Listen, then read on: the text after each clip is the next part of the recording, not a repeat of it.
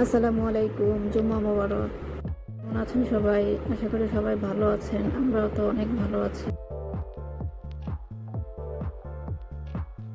এই তো সকাল সকাল বারান্দায় চলে আসলাম। সকালবেলা আমার বারান্দার গাছগুলি না দেখলে ভালো লাগে না। বৃষ্টির পানি পেয়ে গাছগুলি দিনে দিন যেমন ফুলে ফেঁপে উঠতেছে। আমি গাছগুলি যতই দেখি চোখ ফেরানো যায় না, এত সুন্দর হয়ে গেছে মাশাআল্লাহ। প্রত্যেকটা গাছ সুন্দর হয়ে গেছে, সবুজ সবুজ পাতা। আর এই মানি প্ল্যান্টের কথা কি বলবো, এর রূপ যেমন দিনে দিন বাড়তেছে মানি প্ল্যান্টের, এত সুন্দর হইতেছে মাশাআল্লাহ। আর আমার অ্যালোভেরা গাছটাও মাশাআল্লাহ খুব ভালো হচ্ছে। আর নয়নতারা তো হাজার হাজার নয়নতারা। এই তো এখন সকালে নাস্তা রেডি করলাম, নাস্তা খাবো। আজকে আছে চা, বাকরখানি আর আম। বাকরখানি আমার বিপদের দিনের সঙ্গী।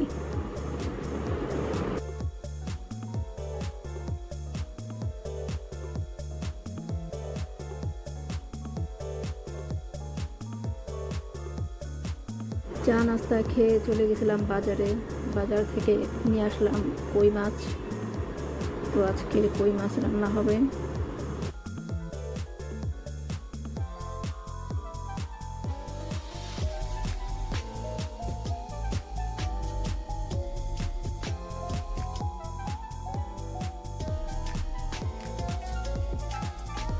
মাছ, শাক, গরুর গোস্ত সব কাটা ধোয়া বাছা শেষ। এখন রান্না করব, রান্না বসাবো এখন। আজকে রান্না করব গরুর গোস্ত দিয়ে পেঁপে, কুরবানির গোস্ত দিয়ে পেঁপে, আর কই মাছ ভুনা, কলমি শাক ভাজি।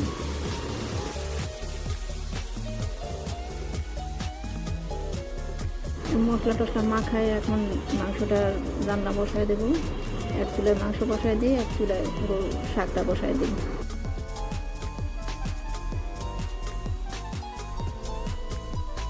সকাল থেকে চুলায় গ্যাস ছিল না, এখন 1টা বাজে গ্যাস আসছে। অল্প অল্প গ্যাস 2 চুলায় 2টা বসায় দিচ্ছি, হয়ে যাবে রান্না আস্তে আস্তে।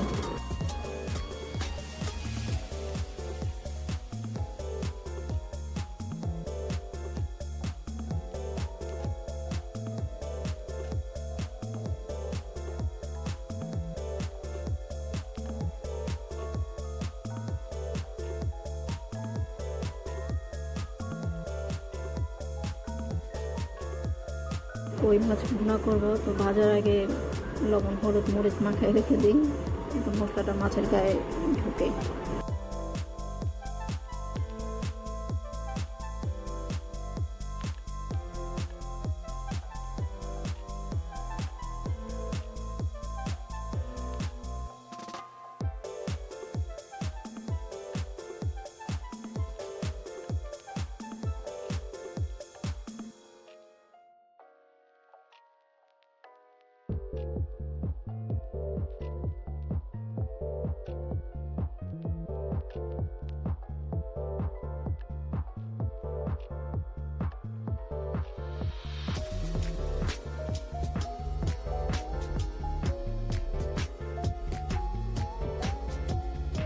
ঈদের সময় তো ভালোই ছিল চুলার গ্যাসের অবস্থা, এখন তো গ্যাসের অবস্থা খুবই খারাপ।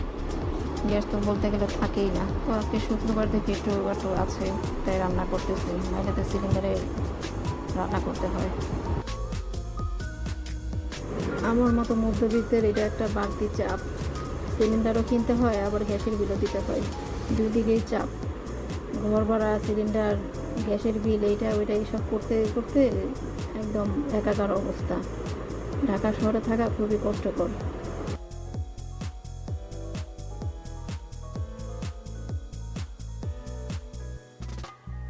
শাক বাগার দেওয়া হয়ে গেছে, এখন মাছটা ভেজে নিই।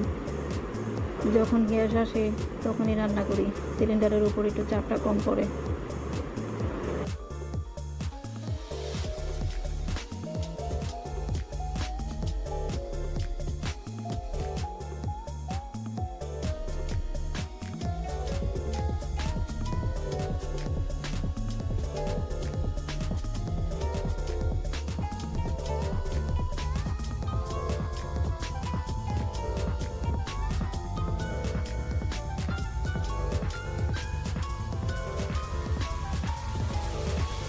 আজকে আমার ছোটো বোন আসছে আমার বাসায় বেড়াতে।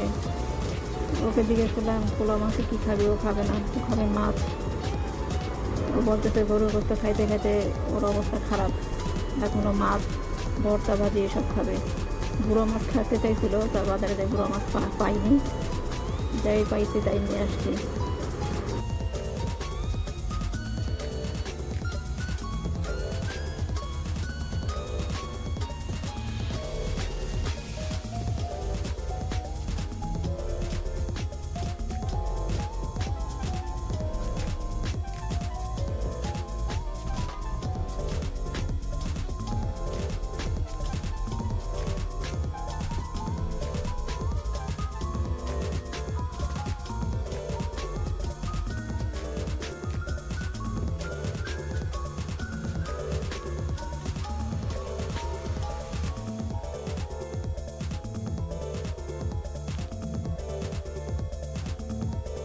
আমার গোষ্ঠটা কষানো হয়ে গেছে, এবার পেঁপে দিয়ে ছাড়া দিয়ে পানি দিয়ে ঝোল টল দিয়ে দিই, দিয়ে আবার ঘরের কাজকর্ম আছে এগুলো করতে হবে। রান্না চুলায় রান্নাও করি, ঘরের কাজও করি, ঘর দৌড়ে পরিষ্কার করতে হয়। এমন মাছ ভুনা করা হয়ে গেছে, এবার ভাতটা বসায় দিয়ে ঘরে যাব, ঘরে যেয়ে ঘরটা পরিষ্কার করবো। আমাদের রান্না শেষ, এখন সবাই দুপুরে ভাত খাবো।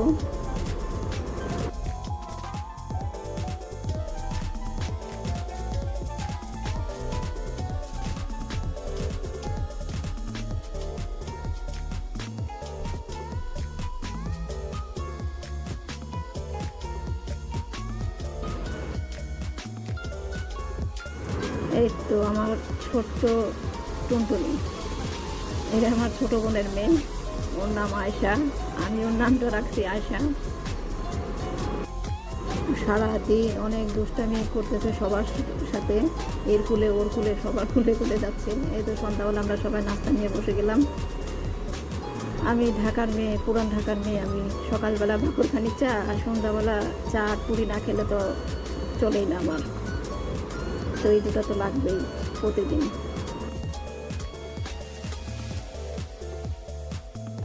আমরা নাস্তা খেতে খেতে চুলার পার থেকে কোটর খাটোর আওয়াজ আসতেছিল, যে দেখি ছোট্ট একটা চড়ুই পাখি রান্নাঘরের মিক্সির পেছনে আটকায় আছে। হয়তো ঘর ভুলে গেছে ওর, এই জন্যে এইখানে ভুল করে চলে আসছে। প্রভাতের বাবা ওইটাকে ধরে নিয়ে আসছে। প্রভাতে এদিক দিয়ে ছবি তোলা শুরু করছে, একদিক দিয়ে আয়সামনের ছবি তুলতেছে, একদিক দিয়ে এই ছোটো এইটার ছবি তুলতেছে। এখানেই বিদায় নিচ্ছি, আল্লাহ হাফিজ।